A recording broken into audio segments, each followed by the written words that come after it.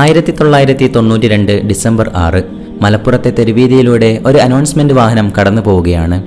പാവനമായ നമ്മുടെ ബാബരി മസ്ജിദ് ഹൈന്ദവ തീവ്രവാദികളാൽ തകർക്കപ്പെട്ട വിവരം വളരെ വ്യസനസമേതം നിങ്ങളെ അറിയിക്കുന്നു.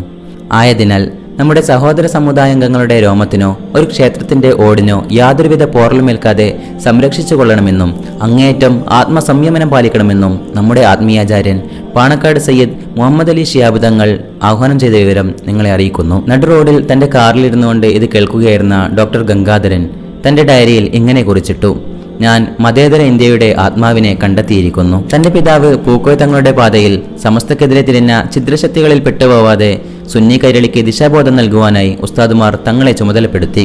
ഷേഖുന കാളമ്പാടി ഉസ്താദിന്റെ വാക്കുകൾ കടമെടുത്താൽ പാണക്കാട് സാദാത്തുമാർ സമസ്തക്ക് നേതൃത്വം മാത്രമല്ല നൽകിയത്, കെട്ടുറപ്പും ഭദ്രതയുമുള്ള അണികളെ കൂടിയാണ്.